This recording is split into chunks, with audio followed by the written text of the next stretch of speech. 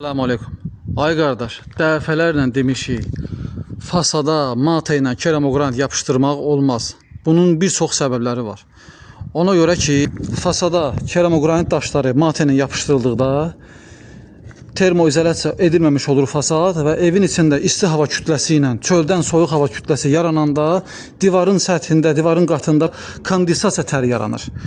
Bu kondensasiya təri də həmin fasadla birləşik olan divarlara hər hansı bir mebel quraşdırıldıqda, hər hansı bir avadanlıq quraşdırıldıqda onun arxasına evin daxilindən isti hava kütləsi gedib çatmadığına görə, çöldən isə soyuq hava kütləsi yığışdığına görə həmin avadanlığın, həmin mebelin arxasına nəmişlik yığılır və başlayır tədricən kif atmağa. Hətta şifaner olsa, paltarlar asılsa orada həmin şifanerin içindəki paltarlar da kif atacaq tədricən. Bu birinci məsələ. İkinci məsələ isə odur ki, mata ilə sifariş verirlər ustalara. Ustalarımız həqiqətən də gedib onu gözəl şəkildə, səliqəli şəkildə işləyirlər. Ustanın əl işinə söz yox. Amma biz fasad üzrə işlədiyimizə görə, biz fasad mütəxəssisi olduğumuza görə bunun fəsadlarını bilirik. Sabahlar bunun fəsadları nədən ibarətdir? Birincini izah edək sizə, kif atma məsələsi. O termoizolasiya olunmadığına görə evin daxili məkanları başlayır kif atmağa, künclər və s. Növbəti problem isə budur ki, yağış yağır və yaxud qar yağır, gecə şaxta düşür. Şaxta düşəndən sonra daşlarımız başlayır donmağa.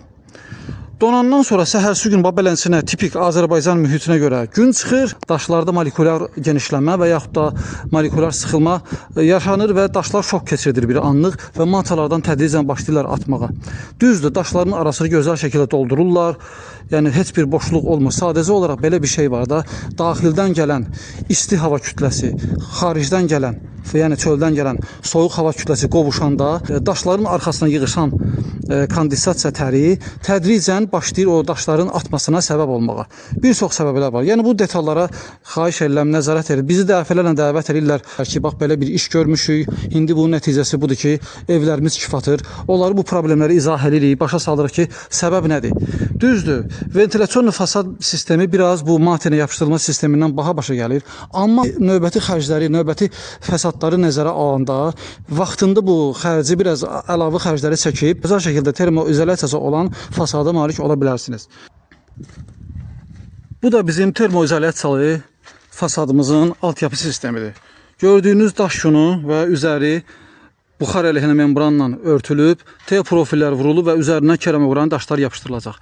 Belə olduğu halda daşlarımız hər nə qədər də fasadda xarici təsirə məruz qalsalar da, evin daxilindən gələn isti hava kütləsi bu havalandırılan sistem olduğunu burada havalanır, kondensasiya buxarları yaranmır və daşlar bu T profillərin üzərində sabit şəkildə qalırlar və həmçinin də evin içərisi termoizolasiya olunduğuna görə çöldən gələn hər hansı bir xarici hava təsiri evin daxilinə heç bir təsir göstərmir. Nəticədə mebellərin arxaları kif atmır, çünki fasadımız termoizolasiya olunmuş olur.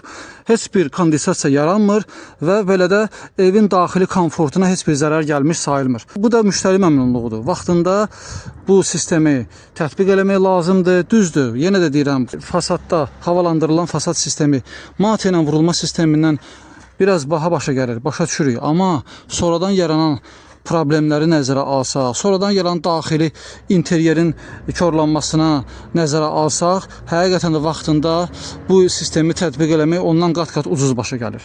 Bu qədər. Hər hansı bir sualınız yaranarsa bizlərə ünvanlaya bilərsiniz. Səhifədə qeyd eləmişik mobil nömrələrini, buyurun müraciət edin. Sizlərə bu keramogranit fasad sistemi barəsində ətraflı məlumat verək.